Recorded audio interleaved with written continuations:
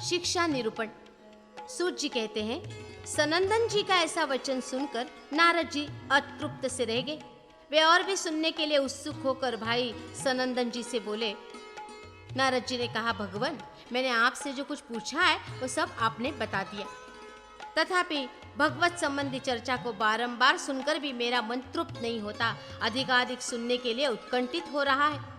सुना जाता है परम धर्मज्ञ व्यास पुत्र शुकदेव जी ने आंतरिक और बाह्य सभी भोगों से पूर्णता विरक्त होकर बड़ी भारी सिद्धि प्राप्त कर। ब्राह्मण महात्माओं की सेवा सत्संग किए बिना प्राय पुरुष को विज्ञान तत्वज्ञान नहीं प्राप्त होता, किंतु व्यासनंदन शुकदेव ने बाल्यावस्था में ही ज्ञान पा लिया। ये कैसे संभव हुआ? महाभाग, आप मोक्ष शास्त्र के तत्व को जानने वाले हैं, मैं सुनना चाहता हूँ। आप मुझसे शुकदेव जी का रहस्यमय जन्म और कर्म कहिए। सनंदन जी बोले, नारद सुनो, मैं शुकदेव जी की उत्पत्ति का वृत्तांत संक्षेप से कहूंगा। मुने, इस वृत्तांत को सुनकर मनुष्य ब्रह्म तत्व का ज्ञाता हो सकता है। अधिक आयु हो जाने से, बाल पक जाने से, धन से अथवा बंधु बांधवन से कोई बड़ा नहीं होता। ऋषि मुनियों ने यह धर्मपूर्ण निश्चय किया है कि हम लोगों में जो अनुचान हो वही महान है। नारद जी ने पूछा, सबको मान देने वाले विप्रवर पुरुष अनुचान कैसे होता है, वो उपाय मुझे बताइए, क्योंकि उसे सुनने के लिए मेरे मन में बड़ा कौतूहल है। सनंदन जी बोले, नारद सुनो, मैं अनुचान का लक्षण बताता हूँ, जिसे जानकर मनुष्य अंगों सहित वेदों का ज्ञाता होता है। शिक्षा, कल्प, व्याकरण, निरुक्त, ज्योतिष तथा छंद शास्त्र, इन 6 को विद्वान पुरुष वेदांग कहते हैं। धर्म का प्रतिपादन करने में ऋग्वेद, यजुर्वेद, सामवेद और अथर्ववेद, ये 4 वेद ही प्रमाण बताए गए हैं। जो श्रेष्ठ द्विज गुरु से 6 अंगों सहित वेदों का अध्ययन भली भांति करता है, वो अनुचान होता है। अन्यथा करोड़ों ग्रंथ बांच लेने से भी कोई अनुचान नहीं कहला सकता। नारद जी ने कहा, मानद, आप अंगों सहित इन संपूर्ण वेदों के महापंडित हैं, अतः मुझे अंगों और वेदों का लक्षण विस्तार पूर्वक बताइए। सनंदन जी बोले, ब्राह्मण, तुमने मुझ पर प्रश्न का यह अनुपम भार रख दिया। मैं संक्षेप से इन सबके सुनिश्चित सार सिद्धांत का वर्णन करूंगा। वेद वेत्ता ब्रह्मर्षियों ने वेदों की शिक्षा में स्वर को प्रधान कहा है, अतः स्वर का वर्णन करता हूँ, सुनो। स्वर शास्त्रों के निश्चय के अनुसार विशेष रूप से आर्चिक रुक संबंधी, गाथी गाथा संबंधी और सामिक साम संबंधी स्वर व्यवधान का प्रयोग करना चाहिए। रुचाओं में 1 का अंतर देकर स्वर होता है, गाथाओं में 2 के व्यवधान से और साम मंत्रों में 3 के व्यवधान से स्वर होता है। स्वरों का इतना ही व्यवधान सर्वत्र जानना चाहिए। रुक, साम और यजुर्वेद के अंगभूत जो याज्ञ, स्तोत्र, करण और मंत्र आदि याज्ञिकों द्वारा यज्ञों में प्रयुक्त होते हैं, शिक्षा शास्त्र का ज्ञान न होने से उनमें भी स्वर विरुद्ध स्वर का उच्चारण हो जाता है। मंत्र यदि यथार्थ स्वर और वर्ण से हीन हो तो मिथ्या प्रयुक्त होने के कारण वो उस अभिष्ट अर्थ का बोध नहीं कराता। इतना ही नहीं, वो वाक रूपी वज्र यजमान की हिंसा कर देता है। जैसे इंद्र शत्रु, ये पद स्वरभेद जनित अपराध के कारण यजमान के लिए ही अनिष्टकारी हो गए।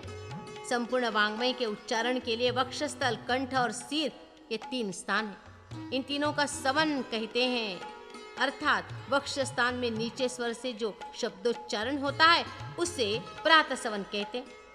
कंठ स्थान में मध्यम स्वर से किए हुए शब्दोच्चारण नाम माध्यान्ह सवन है तथा मस्तक रूप स्थान में उच्च स्वर से जो शब्दोच्चारण होता है उसे तृतीय सवन कहते हैं। अधरत्तर भेद से सप्तस्वरात्मक साम के भी पूर्वोक्त 3 ही स्थान, उरोभाग, कंठ तथा स्थिर, ये 7 स्वरों के विचरण स्थान है, किंतु उरस्थल में मंद्र और अतिस्वर की ठीक अभिव्यक्ति न होने से उसे 7 स्वरों का विचरण स्थल नहीं कहा जा सकता। तथापि अध्ययनाध्यापन के लिए वैसा विधान किया गया है। ठीक अभिव्यक्ति न होने पर भी उपांशु या मानस प्रयोग में वर्ण तथा स्वर का सूक्ष्म उच्चारण तो होता ही है। कठ, कलाप, तैत्तिरीय तथा आहरक शाखाओं में और ऋग्वेद तथा सामवेद में प्रथम स्वर का उच्चारण करना चाहिए। ऋग्वेद की प्रवृत्ति दूसरे और तीसरे स्वर के द्वारा होती है। लौकिक व्यवहार में उच्च और मध्यम का संघात स्वर होता है। आवरक शाखा वाले तृतीय तथा प्रथम में उच्चारित स्वरों का प्रयोग करते हैं। तैत्तरीय शाखा वाले द्वितीय से लेकर पंचम तक 4 स्वरों का उच्चारण करते हैं। सामगान करने वाले विद्वान प्रथम षड्ज, द्वितीय ऋषभ, तृतीय गांधार, चतुर्थ मध्यम, मंद्र पंचम, पृष्ठ दैवत तथा अतिस्वर निषाद इन 7 स्वरों का प्रयोग करते हैं। द्वितीय और प्रथम ये तांड्य पंच विशांति ब्राह्मण के अधेत्या कौथुम आदि शाखा वाले तथा भाल्लवी छंदोक शाखा वाले विद्वानों के स्वर हैं तथा शतपथ ब्राह्मण में आए हुए दोनों स्वर वाजसनेयी शाखा वालों के द्वारा भी प्रत्युक्त होते हैं। ये सब वेदों में प्रयुक्त होने वाले स्वर विशेष रूप से बताए गए हैं। इस प्रकार सार्ववैदिक स्वर संचार कहा गया है। अब मैं सामवेद के स्वर संचार का वर्णन करूंगा, अर्थात छंद्रोग विद्वान सामगान में तथा रुक पाठ में जिन स्वरों का उपयोग करते हैं उनका यहाँ विशेष रूप से निरूपण किया जाता है। यह श्लोक थोड़े होंगे किंतु उनमें अर्थ विस्तार अधिक होगा। यह उत्तम वेदांग का विषय सावधानी से श्रवण करने योग्य है। नारद, मैंने तुम्हें पहले भी कभी तान, राग, स्वर, ग्राम तथा मूर्छनाओं का लक्षण बताया है जो परम पवित्र, पावन तथा पुण्यमय है। द्विजातियों को ऋग्वेद, यजुर्वेद और सामवेद के स्वरूप का परिचय कराना इसे ही शिक्षा कहते हैं। 7 स्वर, 3 ग्राम, 21 मूर्छना और 49 तान, इन सबको स्वरमंडल कहा गया है। षड्ज, ऋषभ, गांधार, मध्यम, पंचम, दैवत तथा 7वां निषाद ये 7 स्वर हैं। षड्ज, मध्यम और गांधार ये 3 ग्राम कहे गए हैं। भूरलोक से षड्ज उत्पन्न होता है, भुवर लोक से मध्यम प्रकट होता है तथा स्वर्ग एवं मेघ लोक से गांधार का प्राकट्य होता है। ये 3 ही ग्राम स्थान हैं। स्वरों के राग विशेष से ग्रामों के विविध राग कहे गए हैं। सामगान करने वाले विद्वान मध्यम ग्राम से 20, षड्ज ग्राम में 14 तथा गांधार ग्राम में 15 तान स्वीकार करते हैं। नंदी, विशाला, सुमुखी, चित्रा, चित्रवती, सुखा तथा बला ये देवताओं की 7 मूर्छनाएं जाननी चाहिए। आप्यायिनी, विश्वभृता, चंद्रा, हेमा, कपर्दिनी, मैत्री तथा बाहर्ती ये पितरों की 7 मूर्छनाएं हैं। षड्ज स्वर में उत्तर मंद्रा, ऋषभ में अभिरूढ़ता या अभिरुद्धता तथा गांधार में अश्वक्रांता नामों वाली तीसरी मूर्छना मानी गई। मध्यम स्वर में सौवीरा, पंचम में ऋषिका तथा दैवत में उत्तरायता नाम की मूर्छना जाननी चाहिए। निषाद स्वर में रजनी नामक मूर्छना को जाने, ये ऋषियों की 7 मूर्छनाएं हैं। गंधर्वगण देवताओं की 7 मूर्छनाओं का आश्रय लेते हैं। यक्षलोक पितरों की 7 मूर्छनाएं अपनाते हैं, इसमें संशय नहीं है। ऋषियों की जो 7 मूर्छनाएं हैं उन्हें लौकिक कहा गया है, उनका अनुसरण मनुष्य करते हैं। षड्ज स्वर देवताओं को और ऋषभ स्वर ऋषि मुनियों को तृप्त करता है। गांधार स्वर पितरों को, मध्यम स्वर गंधर्वों को तथा पंचम स्वर देवताओं, पितरों एवं महर्षियों को भी संतुष्ट करता है। निषाद स्वर यक्षों को तथा दैवत संपूर्ण भूत समुदाय को तृप्त करता है। गान की गुणवृत्ति 10 प्रकार की है, अर्थात लौकिक वैदिक गान 10 गुणों से युक्त है। रक्त, पूर्ण, अलंकृत, प्रसन्न, व्यक्त, विकृष्ट, श्लक्ष्म, सम, सुकुमार तथा मधुर यही वे 10 गुण हैं। वेणु, वीणा तथा पुरुष के स्वर जहाँ एक में मिलकर अभिन्न से प्रतीत होते हैं, उससे जो रंजन होता है उसका नाम रक्त है। स्वर तथा श्रुति की पूर्ति करने से तथा छंद एवं पादाक्षरों के संयोग स्पष्ट उच्चारण से जो गुण प्रकट होता है उसे पूर्ण कहते। कंठ अर्थात प्रथम स्थान में जो स्वर स्थित है उसे नीचे करके हृदय में स्थापित करना और ऊंचे करके सिर में ले जाना यह अलंकृत कहलाता है। जिसमें कंठ का गदगद भाव निकल गया है और किसी प्रकार की शंका नहीं रह गई है, वो प्रसन्न नामक गुण है। जिसमें पद, पदार्थ, प्रकृति, विकार, आगम, लोप, कृदंत, तद्वत्, समास, धातु, निपात, उपसर्ग, स्वर, लिंग, वृत्ति, वातिर्क, विभक्तर तथा एक वचन, बहुवचन आदि का भलीभांति उपादान हो उसे व्यक्त कहते हैं। जिसके पद और अक्षर स्पष्ट हो तथा जो उच्च स्वर से बोला गया हो उसका नाम विकृष्ट है। द्रुत, जल्दबाजी और विलंबित दोनों दोषों से रहित, उच्च नीच, प्लुत, समाहार, हेल, ताल और उपनय आदि उपपत्तियों से युक्त गीत को श्लक्ष्ल कहते हैं। स्वरों के अवाप, निर्वाप, चढ़ाव उतार के जो प्रदेश हैं उनका व्यवहित स्थानों में जो समावेश होता है उसी का नाम सम है। पद, वर्ण, स्वर तथा कुहरण, अव्यक्त अक्षरों को कंठ दबाकर बोलना, ये सभी जिसमें मृदु कोमल हो उस गीत को सुकुमार कहा गया है। स्वभाव से ही मुख से निकले हुए ललित पद एवं अक्षरों के गुण से संपन्न गीत मधुर कहलाता है। इस प्रकार गान इन 10 गुणों से युक्त होता है।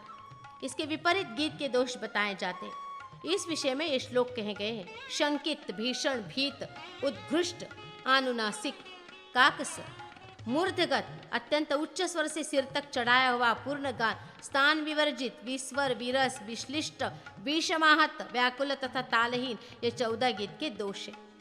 आचार्य लोग समगान की इच्छा करते हैं, पंडित लोग पदच्छेद, प्रत्येक पद का विभाग चाहते, स्त्रियां मधुर गीत की अभिलाषा करती हैं और दूसरे लोग विकृष्ट पद और अक्षर की विभाग पूर्वक उच्च स्वर से उच्चारित गीत सुनना चाहते।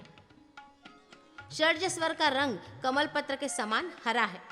ऋषभ स्वर तोते के समान कुछ पीलापन लिए हरे रंग का है। गांधार सुवर्ण के समान कांति वाला है। मध्यम स्वर कुंद के सदृश श्वेत वर्ण का है। पंचम स्वर का रंग श्याम है। दैवत को पीले रंग का माना गया है। निषाद स्वर में सभी रंग मिले हुए हैं। इस प्रकार ये स्वरों के वर्ण कहे गए हैं। पंचम, मध्यम और षड्ज ये तीनों स्वर ब्राह्मण माने गए हैं। ऋषभ और दैवत ये दोनों ही क्षत्रिय है। गांधार तथा निषाद ये दोनों स्वर आधे वैश्य कहे गए हैं और पतित होने के कारण ये आधे शूद्र है, इसमें संशय नहीं है। जहाँ ऋषभ के अनंतर प्रकट हुए षड्ज के साथ दैवत सहित पंचम स्वर मध्यम राग में प्राप्त होता है, उस निषाद सहित स्वरग्राम को षाडव या षाडजव जानना चाहिए। यदि मध्यम स्वर में पंचम का विराम हो और अंतर स्वर गांधार हो जाए तथा उसके बाद क्रम से वृषभ, निषाद एवं पंचम का उदय हो तो उस पंचम को भी ऐसा ही षाडव या षाडजव समझे। यदि मध्यम स्वर का आरंभ होने पर गांधार का आधिपत्य यानी वृद्धि हो जाए, निषाद स्वर बारंबार जाता आता रहे, दैवत का एक ही बार उच्चारण होने के कारण वह दुर्बलावस्था में रहे तथा षड्ज ऋषभ की अन्य पांचों के समान ही स्थिति हो तो उसे मध्यम ग्राम कहते हैं। जहाँ आरंभ में षड्ज हो और निषाद का थोड़ा सा स्पर्श किया गया हो तथा गांधार का अधिक उच्चारण हुआ हो, साथ ही दैवत स्वर का कंपन पातन देखा जाता हो तथा उसके बाद दूसरे स्वरों का यथारुचि गान किया गया हो, उसे षड्ज ग्राम कहा गया है। जहाँ आरंभ में षड्ज हो और इसके बाद अंतर स्वर संयुक्त काकली देखी जाती हो, अर्थात 4 बार केवल निषाद का ही श्रवण होता हो, पंचम स्वर में स्थित उस आधार युक्त गीत को श्रुति कैशिक जानना चाहिए। जब पूर्वोक्त कैशिक नामक गीत को सब स्वरों से संयुक्त करके मध्यम से उसका आरंभ किया जाए और मध्यम में ही उसकी स्थापना हो तो वह कैशिक मध्यम नामक ग्राम राग होता है।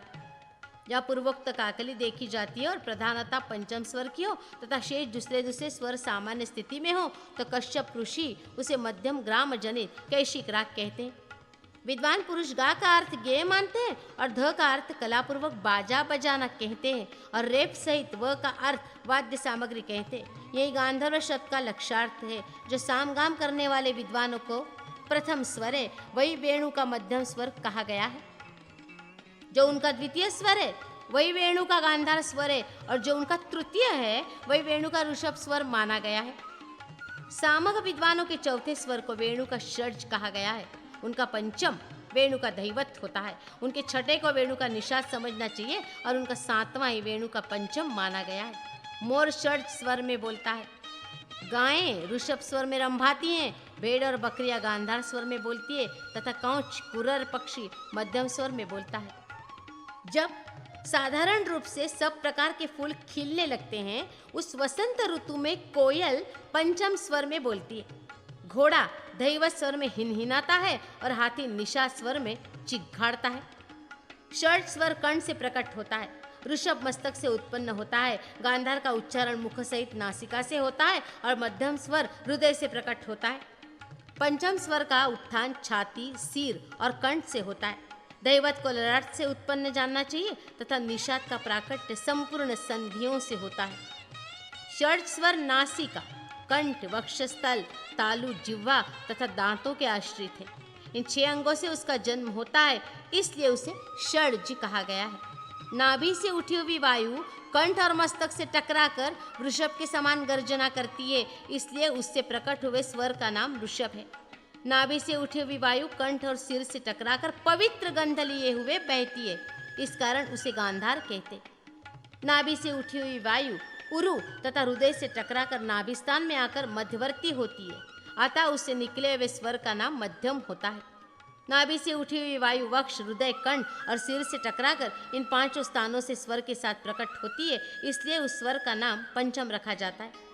अन्य विद्वान दैवत और निषाद इन 2 स्वरों को छोड़कर शेष 5 स्वरों को 5 स्थानों से प्रकट मानते हैं। 5 स्थानों में स्थित होने के कारण इन्हें सब स्थानों में धारण किया जाता है। षड स्वर अग्नि के द्वारा गाया गया है। ऋषभ ब्रह्मा जी के द्वारा गाया कहा जाता है। गांधार का गान सोम ने और मध्यम स्वर का गान विष्णु ने किया है। नारद जी, पंचम स्वर का गान तो तुम्ही ने किया है, इस बात को स्मरण करो। दैवत और निषाद इन 2 स्वरों को तुम बरु ने गाया है। विद्वान पुरुषों ने ब्रह्मा जी को आदि षड स्वर का देवता कहा है। ऋषभ का प्रकाश तीखा और उद्दीप्त है, इसलिए अग्निदेवी उसके देवता हैं। जिसके गान करने पर गौएं संतुष्ट होती हैं वो गांधार है, और इसी कारण गौएं ही उसकी अधिष्ठात्री देवी है। गांधार को सुनकर गौएं पास आती है, इसमें संदेह नहीं। पंचम स्वर के देवता सोम है, जिन्हें ब्राह्मणों का राजा कहा गया है। जैसे चंद्रमा शुक्ल पक्ष में बढ़ता है और कृष्ण पक्ष में घटता है, उसी प्रकार स्वरग्राम में प्राप्त होने पर जिस स्वर का ह्रास होता और वृद्धि होती है तथा इन पूर्वोत्पन्न स्वरों की जहाँ अति संधि होती है वह दैवत है। इसी से उसके दैव तत्व का विधान किया गया है। निषाद में सब स्वरों का निषादन अंतर्भाव होता है, इसलिए वह निषाद कहलाता है। ये सब स्वरों को अभिभूत कर लेता है, ठीक उसी तरह जैसे सूर्य सब नक्षत्रों को अभिभूत करता है, क्योंकि सूर्य ही इसके अधिदेवता है। काठ की वीणा तथा गात्र वीणा, ये गान जाति में 2 प्रकार की वीणाएं होती है। नारद, सामगान के लिए गात्र वीणा होती है, उसका लक्षण सुनो। गात्र वीणा उसे कहते हैं जिस पर सामगान करने वाले विद्वान गाते हैं। वह अंगुली और अंगुष्ठ से रंजित तथा स्वर व्यंजन से संयुक्त होती है। उसमें अपने दोनों हाथों को संयम में रखकर उन्हें घुटनों पर रखे और गुरु का अनुकरण करे, जिससे भिन्न बुद्धि ना हो। पहले प्रणव का उच्चारण करे, फिर व्याहतियों का, तदनंतर गायत्री मंत्र का उच्चारण करके सामगान प्रारंभ करे। सब अंगुलियों को फैलाकर स्वरमंडल का आरोपण करे। अंगुलियों से अंगुष्ठ का और अंगुष्ठ से अंगुलियों का स्पर्श कदापि न करे। अंगुलियों को बिलगा कर न रखे और उनके मूल भाग का भी स्पर्श न करे। सदा उन अंगुलियों के मध्य पर्व में अंगूठे के अग्रभाग से स्पर्श करना चाहिए। विभाग के ज्ञाता पुरुष को चाहिए कि मात्रा द्विमात्रा वृद्धि के विभाग के लिए बाएं हाथ की अंगुलियों से द्विमात्रा का दर्शन कराता रहे। जहाँ त्रिरेखा देखी जाए वहाँ संधि का निर्देश करे, वो पर्व है ऐसा जानना चाहिए। शेष अंतर अंतर है। साम मंत्र में प्रथम और द्वितीय स्वर के बीच ज के बराबर अंतर करे तथा रुचाओं में तिल के बराबर अंतर करे। मध्यम पर्वों में भली भांति निविष्ट किए हुए स्वरों का ही निवेश करे। विद्वान पुरुष यहाँ शरीर के किसी अवयव को कंपाए नहीं, नीचे के अंग उरु जंघा आदि को सुखपूर्वक रखकर उन पर दोनों हाथों के प्रचलित परिपाटी के अनुसार रखे, अर्थात दाहिने हाथ को गाय के कान के समान रखे और बाएं को उत्तान भाव से रखे। जैसे बादलों में बिजली मणिमय सूत्र की भांति चमकती दिखाई देती है, यही विवृत्तियों पदादि विभागों के छेद बिलगाव स्पष्ट निर्देश का दृष्टांत है। जैसे सिर के बालों पर कैंची चलती है और बालों को पृथक कर देती है, उसी प्रकार पद और स्वर आदि का पृथक पृथक विभाग पूर्वक बोध कराना चाहिए। जैसे कछुआ अपने सब अंगों को समेट लेता है, उसी प्रकार अन्य सब चेष्टाओं को विलीन करके मन और दृष्टि देकर विद्वान पुरुष स्वस्थ शांत तथा निर्भीक होकर वर्णों का उच्चारण करे। मंत्र का उच्चारण करते समय नाक की सीध में पूर्व दिशा की ओर गोकर्ण के समान आकृति में हाथ को उठाए रखे और हाथ के अग्रभाग पर दृष्टि रखते हुए शास्त्र के अर्थ का निरंतर चिंतन करता रहे। मंत्र वाक्य को हाथ और मुख दोनों से साथ साथ भली भांति प्रचारित करे। वर्णों का जिस प्रकार द्रुतादि वृत्ति से आरंभ में उच्चारण करे, उसी प्रकार उन्हें समाप्त भी करे।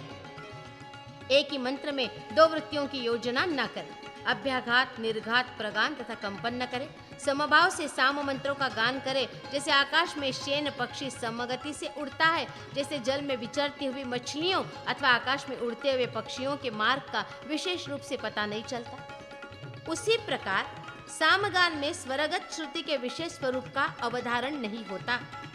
सामान्यतः गीत मात्र की उपलब्धि होती है। जैसे दही में घी अथवा काठ के भीतर अग्नि छिपी रहती है और प्रयत्न से उसकी उपलब्धि भी होती है, उसी प्रकार स्वरगत श्रुति भी गीत में छिपी रहती है, प्रयत्न से उसके विशेष स्वरूप की भी उपलब्धि होती है। प्रथम स्वर से दूसरे स्वर पर जो स्वर संक्रमण होता है, उसे प्रथम स्वर से संधि रखते हुए ही करे, विच्छेद करके न करे और न वेग से ही करे। जैसे छाया एवं धूप सूक्ष्म गति से धीरे धीरे एक स्थान से दूसरे स्थान पर जाते हैं, न तो पूर्व स्थान से सहसा संबंध तोड़ते हैं और न नए स्थान पर ही वेग से जाते हैं, उसी प्रकार स्वर संक्रमण भी सम तथा अविच्छिन्न भाव से करें। जब प्रथम स्वर को खींचते हुए द्वितीय स्वर होता है तब उसे कर्षण कहते हैं। विद्वान पुरुष निम्नांकित 6 दोषों से युक्त कर्षण का त्याग करे, अनागत तथा अतिक्रांत अवस्था में कर्षण न करे। द्वितीय स्वर के आरंभ से पहले उसकी अनागत अवस्था है, प्रथम स्वर का सर्वथा व्यतीत हो जाना उसकी अतिक्रांत अवस्था है। इन दोनों स्थितियों में प्रथम स्वर का कर्षण न करे। प्रथम मात्रा का विच्छेद करके भी कर्षण न करे, उसे विषमाहत कंपित करके भी द्वितीय स्वर पर न जाए। कर्षण काल में 3 मात्रा से अधिक स्वर का विस्तार न करे। अस्थितांत का त्याग करे, अर्थात द्वितीय स्वर में भी त्रिमात्रा युक्त स्थिति करनी चाहिए, न कि 2 मात्रा से ही युक्त। जो स्वर स्थान से च्युत होकर अपने स्थान का अतिवर्तन लंघन करता है उसे सामगान करने वाले विद्वान विस्वर कहते हैं और वीणा बजाकर गाने वाले गायक उसे विरक्त नाम देते हैं। स्वयं अभ्यास करने के लिए द्रुत वृत्ति से मंत्रोच्चारण करे, प्रयोग के लिए मध्यम वृत्ति का आश्रय ले और शिष्यों के उपदेश के लिए विलंबित वृत्ति का अवलंबन करे। इस प्रकार शिक्षा शास्त्रोक्त विधि से जिसने ग्रंथ सामगान को ग्रहण किया है वह विद्वान द्विज ग्रंथोच्चारण की शिक्षा लेने वाले शिष्यों को हाथ से ही अध्ययन कराए। कृष्ट सप्तम एवं पंचम स्वर का स्थान मस्तक में है। प्रथम षड्ज स्वर का स्थान ललाट में है। द्वितीय ऋषभ स्वर का स्थान दोनों बाहों के मध्य में है। तृतीय गांधार स्वर का स्थान दोनों कानों में है। चतुर्थ मध्यम स्वर का स्थान कंठ है। मंद्र पंचम का स्थान रसना बताई जाती है।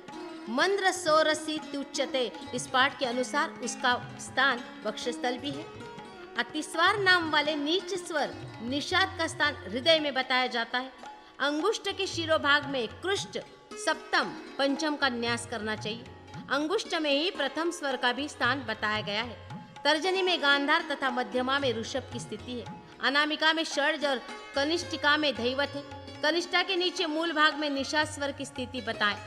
मंद्र स्वर से सर्वथा पृथक न होने से निषाद अपर्व है। उसका पृथक ज्ञान न होने के कारण उसे असंज्ञ कहा गया है तथा उसमें लिंग वचन आदि का संबंध न होने से उसे अव्यय भी कहते हैं। अतः मंद्र ही मंदीभूत होकर परिस्वार निषाद कहा गया है।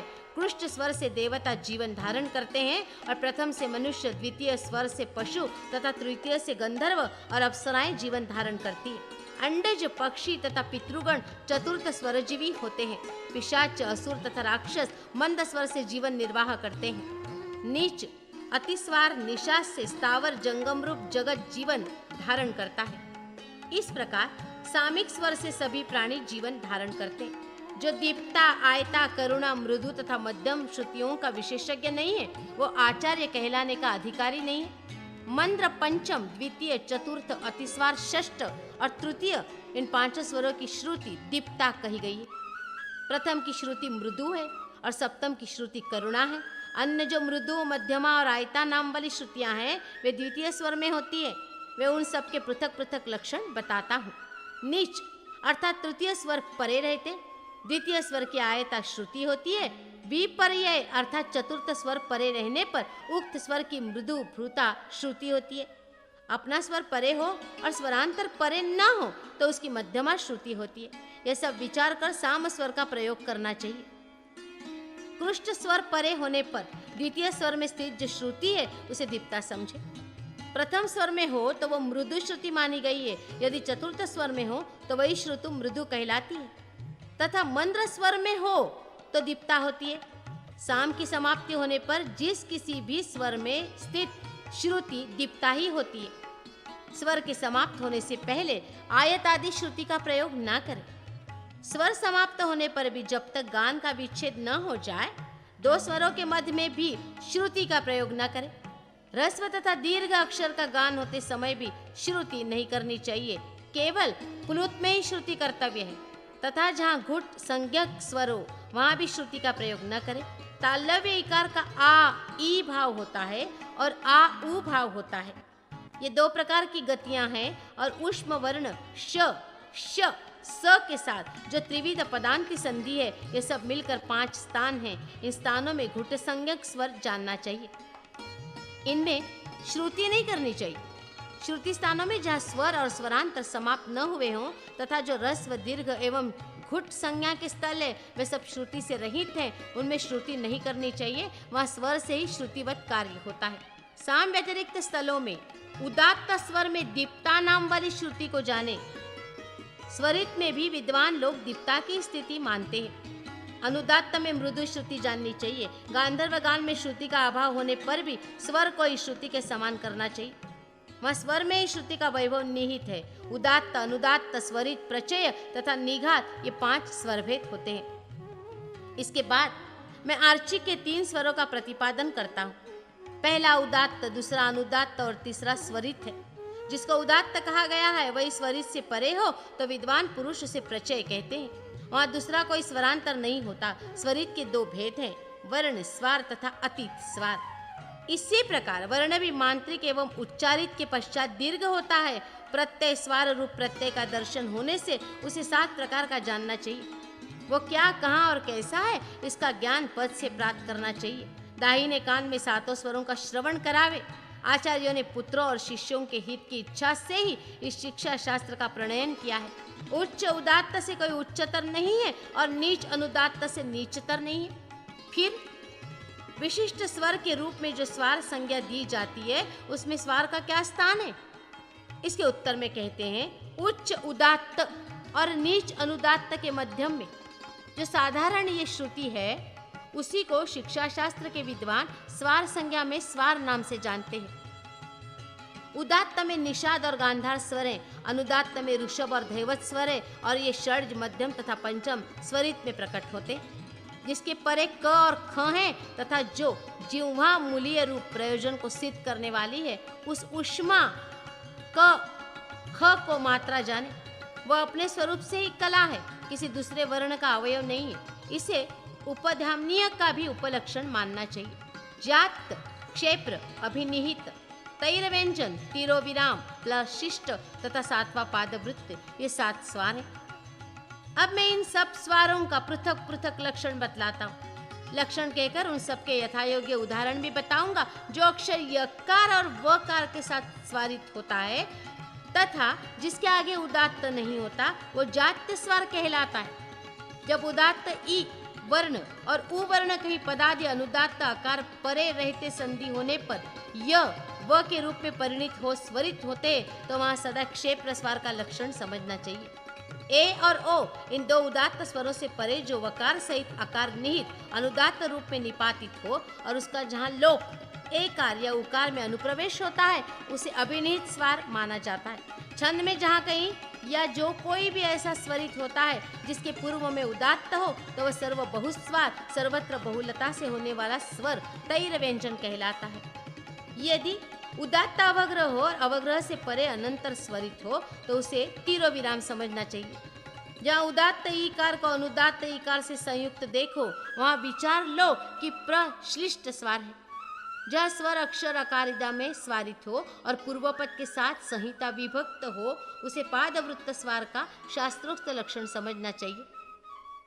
जात्य स्वर का उदाहरण है स जात्यन इत्यादि। सृष्टि, अग्ने, सुष्टग्ने आदि स्थलों में क्षेत्र स्वर, वे मनमंत इत्यादि में अभिनिहित स्वर जानना चाहिए। उ उतये उतये, वी अधिक इतये वितये इत्यादि में तैर व्यंजन नामक स्वर है। विस्कभिते विस्कभिते आदि स्थलों में तीरो विराम, ही इंद्र गिवर्णः हिंद्र इत्यादि में प्रशिष्ट स्वर, क इम कई वेद इत्यादि में पादवृत्त नामक स्वर है। इस प्रकार ये सब 7 स्वर है।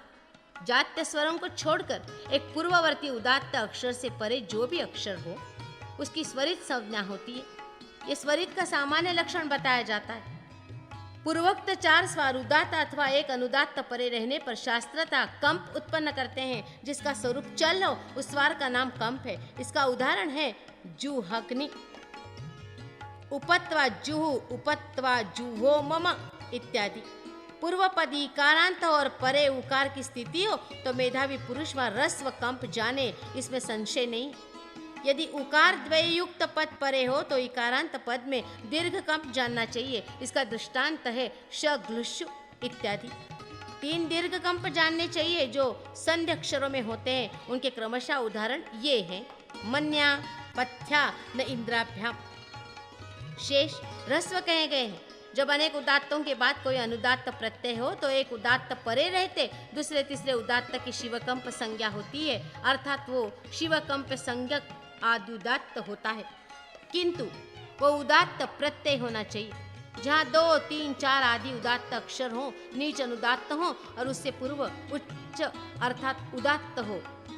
वो भी पूर्ववर्ती उदात्त या उदात्तों से परे हो तो वहां विद्वान पुरुष उदात्त मानते हैं। रेफ या हकार में कहीं द्वित्व नहीं होता। 2 रेफ या 2 हकार का प्रयोग एक साथ नहीं होता। क वर्ग आदि वर्गों के दूसरे और चौथे अक्षरों में भी कभी द्वित्व नहीं होता। वर्ग के चौथे अक्षर को तीसरे के द्वारा और दूसरे के प्रथम के द्वारा पीड़ित न करें। आदि, मध्य और अंत्य क, ग, ग आदि को अपने ही अक्षर से पीड़ित संयुक्त करें।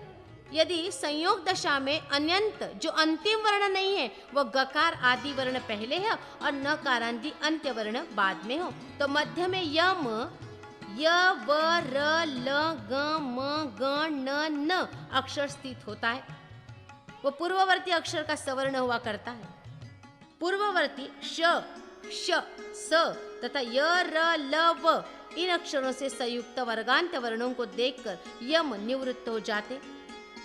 ठीक वैसे ही जैसे चोर डाकुओं को देखकर राही अपने मार्ग से लौट जाते। संहिता में जब वर्ग के तीसरे और चौथे अक्षर संयुक्त हो तो पदकाल में चतुर्थ अक्षर से ही आरंभ करके उत्तर पद होगा। दूसरे, तीसरे और हकार इन सब का संयोग हो तो उत्तर पद हकार आदि ही होगा। अनुस्वार, उपधाम्नीय तथा जीवामूलीय के अक्षर किसी पद में नहीं जाते, उनका 2 बार उच्चारण नहीं होता। यदि पूर्व में र या ह अक्षर से संयोग हो तब परवर्ती अक्षर का द्वित्व हो जाता है। जहाँ संयोग में स्वरित हो तथा उद्भृत नीचे से ऊपर जाने में और पतन ऊंचे से नीचे जाने में स्वरित हो वहाँ पूर्वांग को आदि में करके नीच में उच्चत्व लाकर परांग के आदि में स्वरित का सन्निवेश करे। संयोग के विरत विभक्त होने पर जो उत्तर पद से असंयुक्त व्यंजन दिखाई दे उसे पूर्वांग जानना चाहिए तथा जिस व्यंजन से उत्तर पद का आरंभ हो उसे परांग समझे। संयोग से परवर्ती भाग को स्वरयुक्त करना चाहिए क्योंकि वह उत्तम एवं संयोग का नायक है। वही प्रधानतया स्वर की विश्रांति होती है तथा व्यंजन संयुक्त वर्ण का पूर्व अक्षर स्वरित है, उसे बिना स्वर के ही बोलना चाहिए। अनुस्वार, पदांत, प्रत्यय तथा सवर्ण पद परे रहने पर होने वाला द्वित्व तथा रेफ स्वरूप स्वरभक्ति ये सब पूर्वांग कहलाता है। पदादि में संयोग तथा अवग्रहों में भी यकार के द्वित्व का प्रयोग करना चाहिए, उसे य शब्द जानना चाहिए।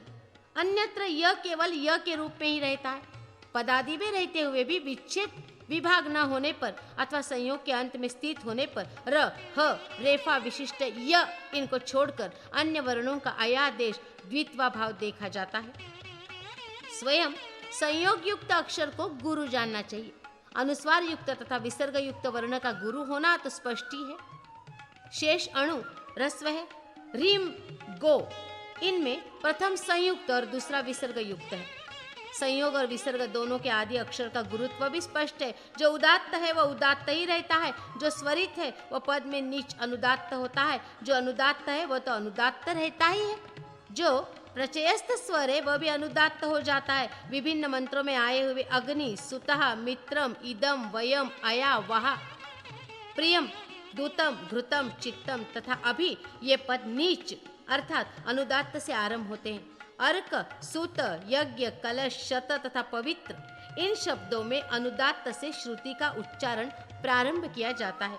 हरि, वरुण, वैरेण्य, धारा तथा पुरुष इन शब्दों में रेफ युक्त स्वर ही स्वरित होता है।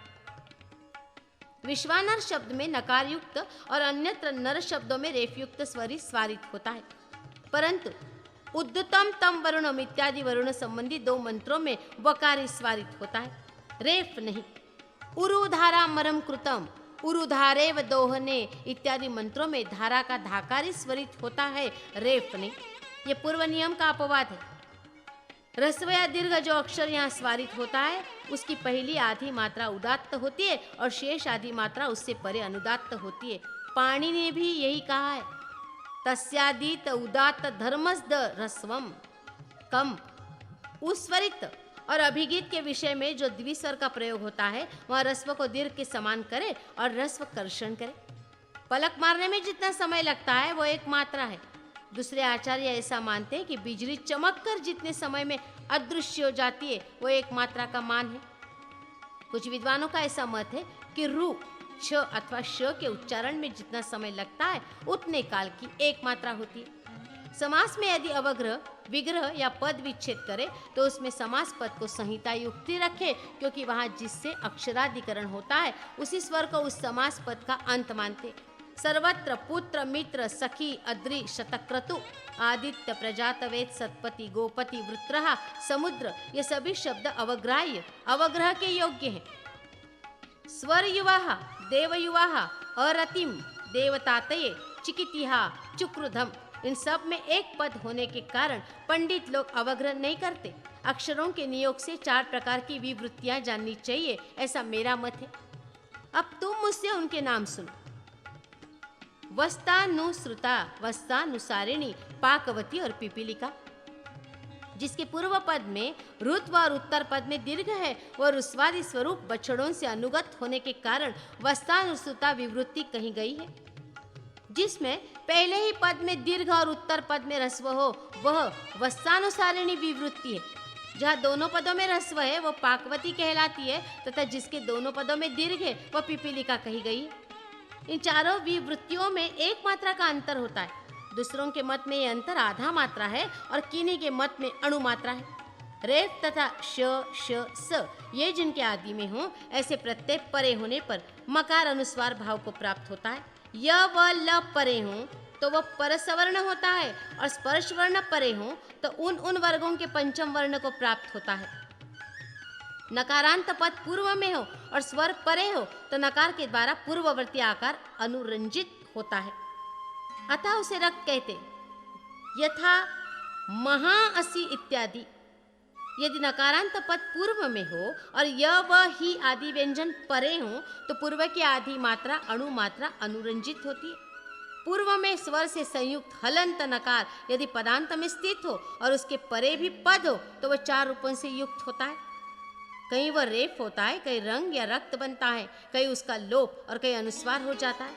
यथा भवाम निश्ची नोति में रेफ होता है, महासी में रंग है, महा इंद्र में न का लोप हुआ है, पूर्व का अनुनासिक या अनुस्वार हुआ है। रंग हृदय से उठता है, कांस के वाद्य की भांति उसकी ध्वनि होती है, वह मृदु तथा 2 मात्रा का दीर्घ होता है। दंधवा 2 ये उदाहरण है। नारद जैसे सौराष्ट्र देश की नारी अरा बोलती है उसी प्रकार रंग का प्रयोग करना चाहिए, ये मेरा मत है।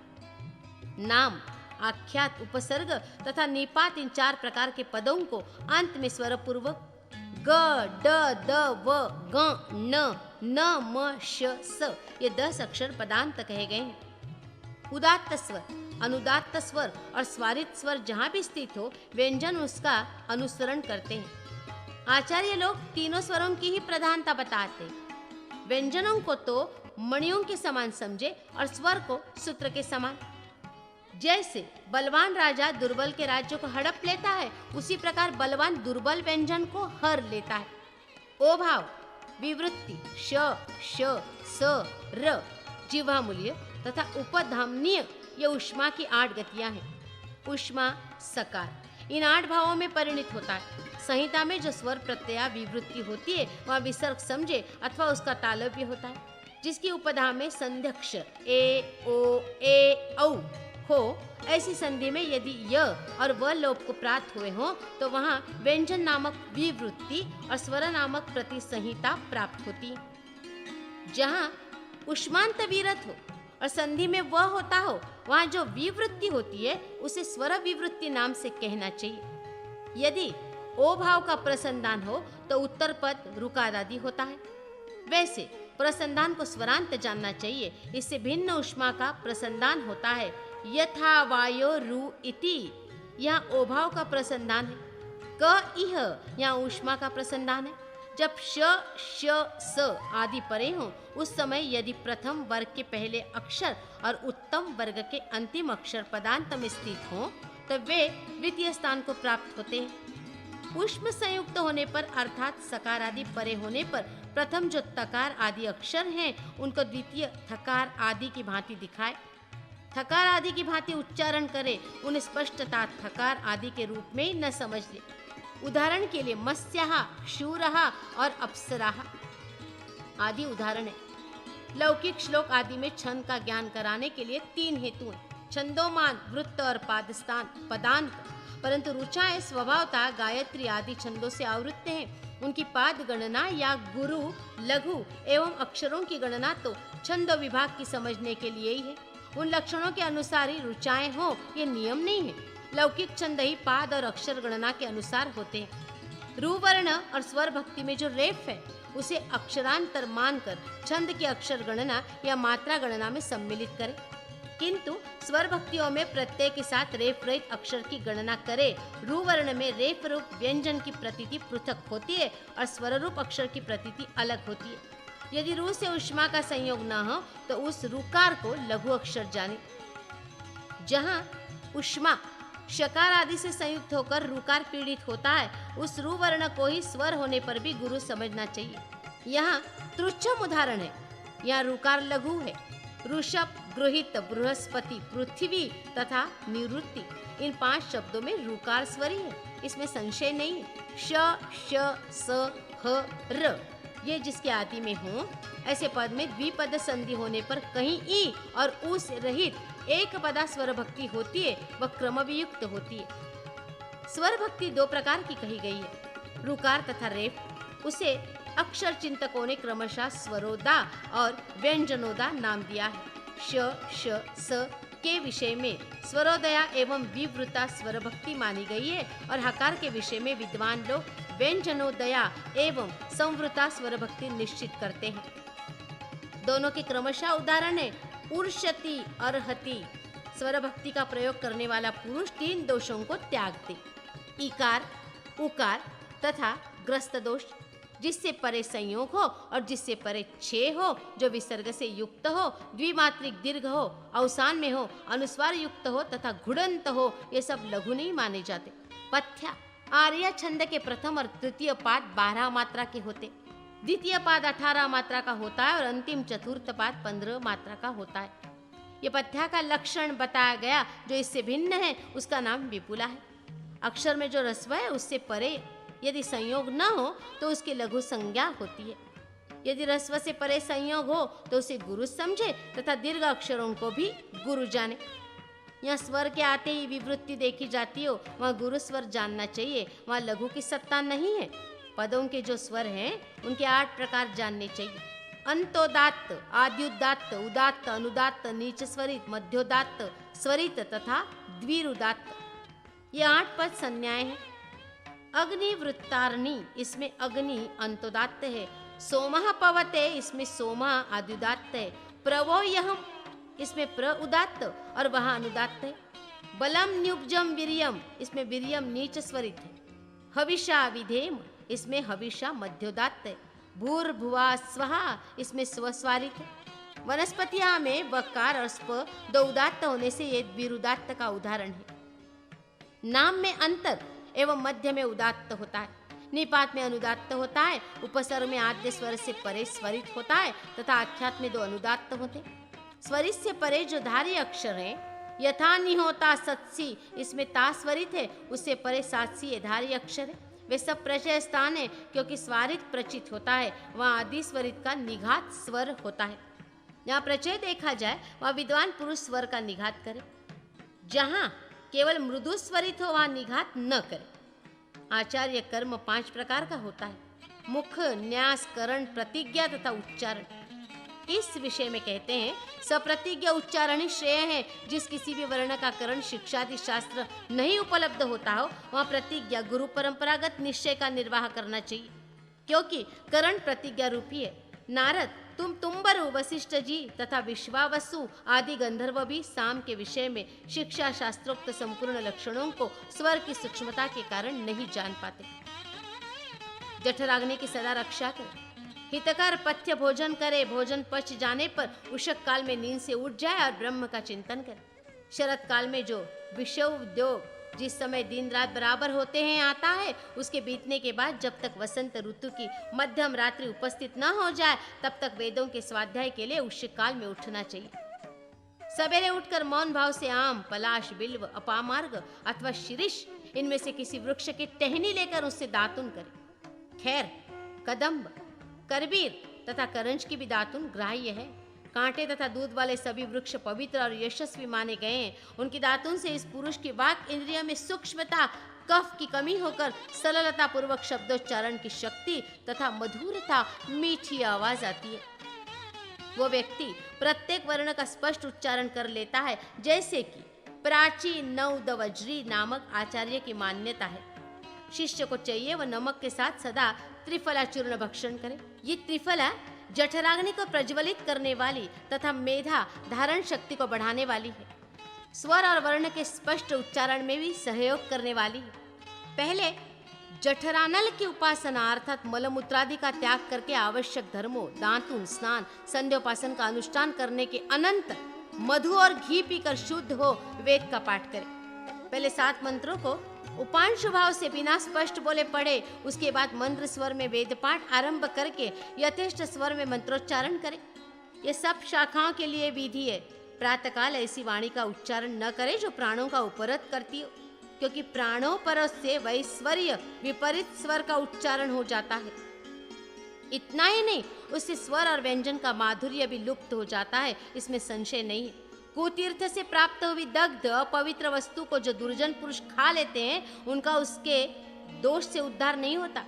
ठीक उसी तरह जैसे पाप रूप सर्प के विष से जीवन की रक्षा नहीं हो पाती, इसी प्रकार कुतीर्थ बुरे अध्यापक से प्राप्त हुआ जो दग्ध निष्फल अध्ययन है, उसे जो लोग अशुद्ध वर्णों के उच्चारण पूर्वक भक्षण ग्रहण करते हैं, उनका पाप रूपी सर्प के विष के भांति पापी उपाध्याय से मिले हुए उस कुत्सित अध्ययन के दोष से छुटकारा नहीं होता।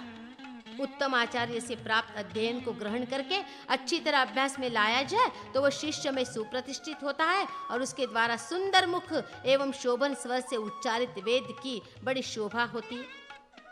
जो नाक, आंख, कान आदि के विकृत होने से विकराल दिखाई देता है, जिसके ओंठ लंबे लंबे हैं, जो सब बात नाक से ही बोलता है, जो गद्य कंठ से बोलता है अथवा जिसकी जीभ बंधी सी रहती है, अर्थात जो रुक रुक कर बोलता है, वो वेद मंत्रों के प्रयोग का अधिकारी नहीं है। जिसका चित्त एकाग्र है, अंतकरण वश में है और जिसके दांत तथा ओष्ठ सुंदर है, ऐसा व्यक्ति यदि स्नान से शुद्ध हो गाना छोड़ दे तो वह मंत्राक्षरों का ठीक प्रयोग हो सकता है। जो अत्यंत क्रोधी, स्तब्ध, आलसी तथा रोगी हैं और जिनका मन इधर उधर फैला हुआ है, वे 5 प्रकार के मनुष्य विद्या ग्रहण नहीं कर पाते। विद्या धीरे धीरे पढ़ी जाती, धन धीरे धीरे कमाया जाता है, पर्वत पर धीरे धीरे चढ़ना चाहिए, मार्ग का अनुसरण भी धीरे धीरे ही करें और एक दिन में 1 योजन से अधिक न चले। चींटी धीरे धीरे चलकर सहस्त्र योजन चली जाती है, किंतु गरुड़ भी यदि चलना शुरू न करे तो वो 1 पग भी आगे नहीं जा सकता। पापी की पाप दूषित वाणी प्रयोगो वेद मंत्रों का उच्चारण नहीं कर सकती। ठीक उसी तरह जैसे बातचीत में चतुर सुलोचना रमणी बहरे के आगे कुछ नहीं कह सकती। जो उपांशु सूक्ष्म उच्चारण करता है, जो उच्चारण में जल्दबाजी करता है तथा जो डरता हुआ सा अध्ययन करता है, वह सहस्त्र रूपों शब्दोच्चारण के विषय में सदा संदेह में ही पड़ा रहता है। जिसने केवल पुस्तक के भरोसे पढ़ा है, गुरु के समीप अध्ययन नहीं किया है, वह सभा में सम्मानित नहीं होता। वैसे ही जैसे जार पुरुष से गर्भ धारण करने वाली स्त्री समाज में प्रतिष्ठा नहीं पाती। प्रतिदिन व्यय किए जाने पर अंजन की पर्वत राशि का भी क्षय हो जाती है और दीमकों के द्वारा थोड़ी थोड़ी मिट्टी के संग्रह से भी बहुत ऊंचा वल्मीक बन जाता है।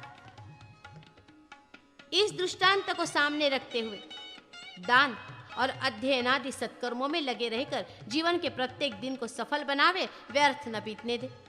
कीड़े चिकने धूल कणों से जो बहुत ऊंचा वल्मीक बना लेते हैं, उसमें उनके बल का प्रभाव नहीं है, उद्योग ही कारण है। विद्या को सहस्त्रों बार अभ्यास में लाया जाए और सैकड़ों बार शिष्यों को उसे पढ़ाया जाए, तब वो उसी प्रकार जीवा के अग्रभाग पर आ जाएगी। जैसे जल ऊंचे स्थान से नीचे स्थान में स्वयं बह जाता है। अच्छी जाति के घोड़े आधी रात में भी आधी नींद सोते हैं अथवा वे आधी रात में सिर्फ 1 पहर सोते हैं। उन्हीं की भांति विद्यार्थियों के नेत्रों में चिरकाल तक निद्रा नहीं ठहरती। विद्यार्थी भोजन में आसक्त होकर अध्ययन में विलंब न करे। नारी के मोह में न फंसे विद्या की अभिलाषा रखने वाला छात्र आवश्यकता हो तो गरुड़ और हंस की भांति बहुत दूर तक भी चला जाए। विद्यार्थी जनसमूह से उसी तरह डरे जैसे सर्प से डरता है। दोस्ती बढ़ाने के व्यसन को नरक समझकर उससे भी दूर रहे, स्त्रियों से उसी तरह बचकर रहे जैसे राक्षसियों से। इस तरह करने वाला पुरुष ही विद्या प्राप्त कर सकता है। शठ प्रकृति के मनुष्य विद्या रूप अर्थ की सिद्धि नहीं कर पाते। कायर तथा अहंकारी भी विद्या एवं धन का उपार्जन नहीं कर पाते। लोकापवास से डरने वाले लोग भी विद्या और धन से वंचित रह जाते हैं तथा जो आज नहीं कल करते हुए सदा आगामी दिन की प्रतीक्षा में बैठे रहते, वे भी न विद्या पढ़ पाते न धन ही लाभ करते हैं। जैसे खंती से धरती खोदने वाला पुरुष एक दिन अवश्य पानी प्राप्त कर लेता है, उसी प्रकार गुरु की निरंतर सेवा करने वाला छात्र गुरु में स्थित विद्या को अवश्य ग्रहण कर लेता है। गुरु सेवा से विद्या प्राप्त होती है अथवा बहुत धन व्यय करने से उनकी प्राप्ति होती है, अथवा एक विद्या देने से दूसरी विद्या मिलती है, अन्यथा उसकी प्राप्ति नहीं होती। यद्यपि बुद्धि के गुणों से सेवा किए बिना भी विद्या प्राप्त हो जाती, तथापि वंध्या युवती की भांति वह सफल नहीं होती। नारद, इस प्रकार मैंने तुमसे शिक्षा ग्रंथ का संक्षेप से वर्णन किया है। इस आदि वेदांग को जानकर मनुष्य ब्रह्म भाव की प्राप्ति के योग्य हो जाता है।